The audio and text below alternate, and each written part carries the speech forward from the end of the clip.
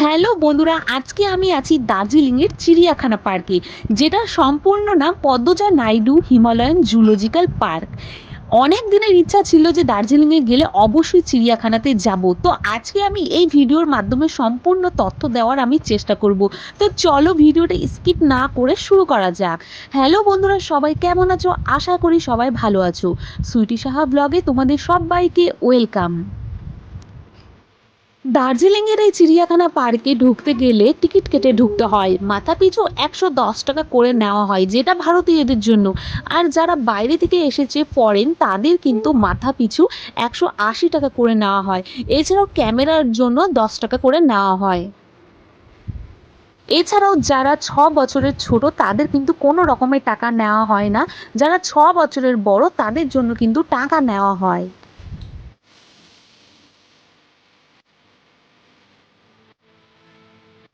তোমরা এই দার্জিলিংয়ের চিড়িয়াখানা পার্কে অনেক রকমের জন্তু, জানোয়ার, পশু পাখি কিন্তু দেখতে পাবে। তো আমরাও কিন্তু দেখতে দেখতে যাচ্ছিলাম, কিন্তু এই সাইডে কোনো কিছুই ছিল না, ফাঁকা ছিল। সেই জন্য সামনের দিকে আমরা এগিয়ে যাচ্ছিলাম। এছাড়াও তোমরা চিড়িয়াখানাতে লাল পান্ডা, হিমালয় স্যালামান্ডার, তিব্বতি নেকড়ে, এছাড়াও তুষার চিতাবাঘ কিন্তু তোমরা এখানে দেখতে পাবে। এখান থেকে দেখো, এখানে কিন্তু হরিণ দেখা যাচ্ছে। আমি একটু বড় করে তোমাদেরকে দেখাচ্ছি।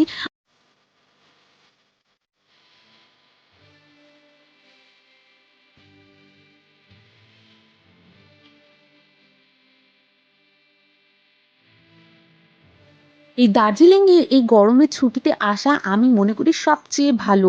যেমন ওয়েদার সুন্দর, তেমনই কিন্তু চারদিকে মনোমুগ্ধকর পরিবেশ। এছাড়াও তোমরা এখানে ঘেঘু করা হরিণও দেখতে পাবে, বন্য শুয়োর, হিমালয়ের কালো ভাল্লুক, যেটা ঢুকতেই তোমরা সামনেই কিন্তু দেখতে পাবে। এছাড়াও চিতাবাঘ বলো, জঙ্গল বিড়াল বলো, বানর, আসাম ম্যাকাক, হিমালয়ের উড়ন্ত কাঠবিলারির মতো অনেক কিছুই কিন্তু তোমরা এই দার্জিলিংয়ের চিড়িয়াখানাতে দেখতে পাবে। এছাড়াও যেতে যেতে তোমরা যা যা দেখবে তার পাশেই কিন্তু নাম লেখা থাকবে, তোমরা পড়েই বুঝতে পারবে যে এটা কোন পশু।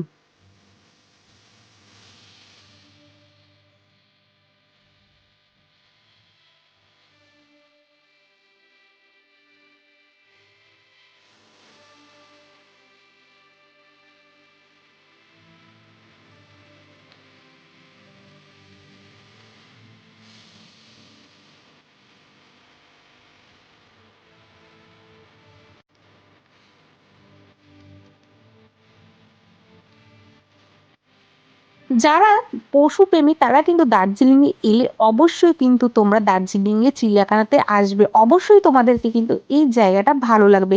এছাড়াও দার্জিলিংয়ের কিন্তু সবচেয়ে উল্লেখযোগ্য স্থান হিসেবে কিন্তু এই চিড়িয়াখানাকে বলা হয়।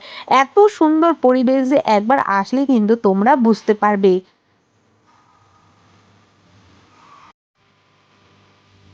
ওই মোটামুটি ২ থেকে ৩ ঘন্টার মধ্যে কিন্তু তোমরা এই চিড়িয়াখানার সব রকম পশু পাখি জন্তু দেখে কিন্তু কমপ্লিট করেই নিতে পারবে।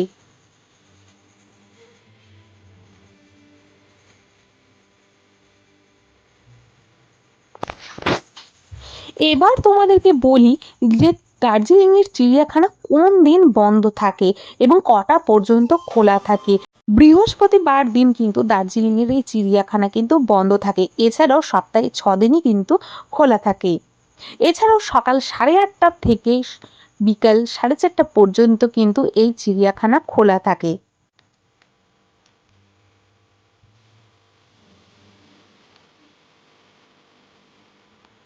বিভিন্ন স্থান থেকে এবং বিভিন্ন দেশ থেকে কিন্তু এই চিড়িয়াখানা দেখার জন্য কিন্তু প্রতি বছর কিন্তু দার্জিলিংয়ে থাকে। আর তাছাড়া দার্জিলিংয়ের প্যাকেজের মধ্যে কিন্তু অবশ্যই কিন্তু এই চিড়িয়াখানাটা থাকে। আর যদিও না থাকে, তাহলে আপনারা কিন্তু ট্যাক্সি ধরে সোজা কিন্তু দার্জিলিং থেকে চলে আসতে পারেন এই চিড়িয়াখানাতে। আমাদের যেহেতু প্যাকেজের মধ্যেই কিন্তু দার্জিলিং ছিল, সেই জন্য কিন্তু আমরা এখানে আজকে চলে এসেছি। এছাড়াও অক্টোবর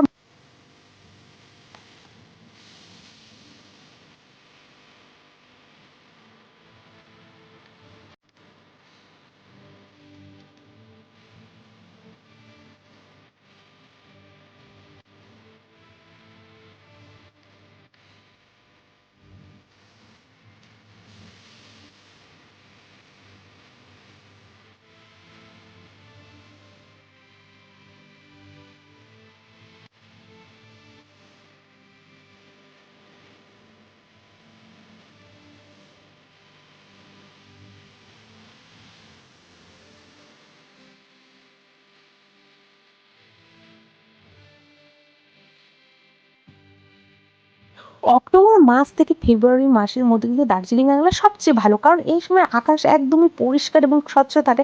সেই জন্য চারিদিকে চা বাগান আর পাহাড় দেখার জন্য কিন্তু অনেকটাই সুন্দর।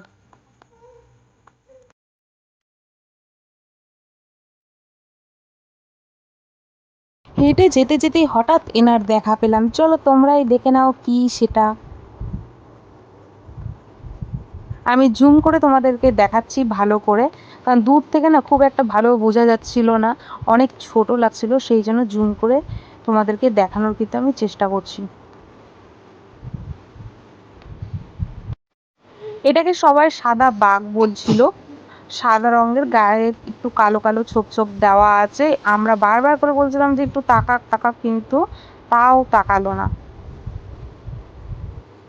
তো চলো এবার সামনের দিকে যাওয়া যাক, আরো অনেক কিছু আছে, তোমরা ভিডিওতে সবকিছুই দেখতে পাবে।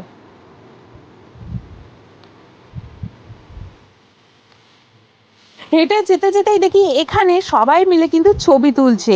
তো আমরাও এখানে দাঁড়িয়ে ছবি তুললাম, কিছুক্ষণ দাঁড়িয়েছিলাম, তারপর আবার সামনের দিকে চলে গেলাম।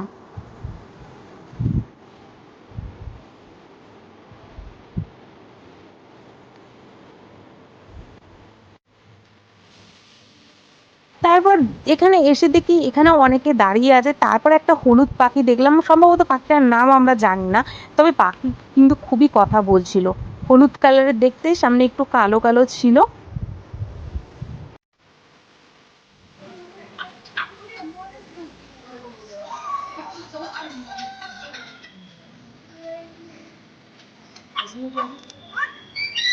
আমার পাখিটার মতো ডাকতে পারবে না। এখানে কিন্তু অনেক ধরনের পাখি ছিল, তবে নাম কিন্তু পাশে দেওয়া আছে, তোমরা চাইলেই কিন্তু দেখে নিতে পারো। আর এখানে ওদেরকে খাবার দেওয়া হয়েছিল, সেই জন্য সেই খাবারগুলো খুঁটিয়ে খুঁটিয়ে কিন্তু খাচ্ছিল। চলো এবার সামনের দিকে যাওয়া যাক। আর এই সাইডটা হচ্ছে পেছনের দিকটা, তো এতটাই জঙ্গল, সেই জন্য তোমাদেরকে আমি ভিডিও করে দেখালাম। তো চলো এবার সামনে যাওয়া যাক।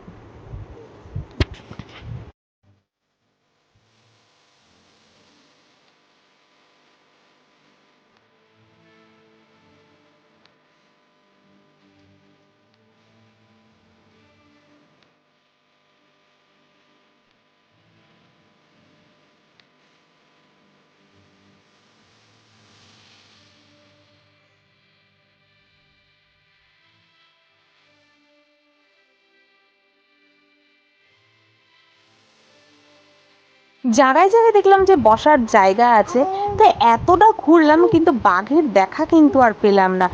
অবশেষে অনেকটা ঘোরাঘুরি করার পর কিন্তু এখানে বাঘ দেখতে পাচ্ছি। ওই যে দেখো, দেখা যাচ্ছে বাঘ, বাঘ বাবাজি শুয়ে আছে।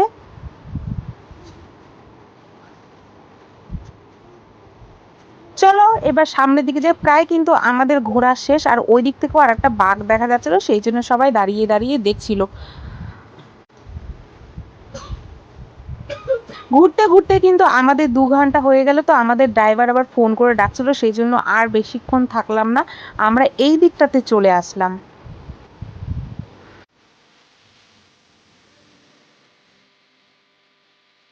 অনেকটা ঘোরাঘুরি করার পর আমরা এই দিকটাতে আসলাম, আর এই দিকে এসে হঠাৎই একজনের সাথে দেখা হয়ে গেল। এনার আবার মন খারাপ, চুপচাপ বসেছিল, অনেকবার ডাকাডাকি করার পরও কিন্তু একবারও তাকালো না। ওই যে দেখো, দেখতেই পাচ্ছ তোমরা, বাদর বাবাজি বসে আছে চুপচাপ, ওনার আজকে মন খারাপ, সেই জন্য উনি তাকালেনও, আসলেনও না।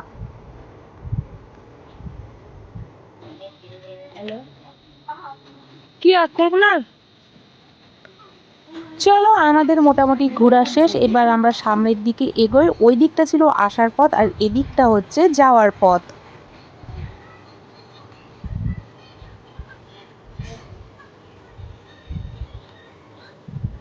তো ভিডিওটিও ভালো লাগলে অবশ্যই লাইক এবং শেয়ার করে দিও।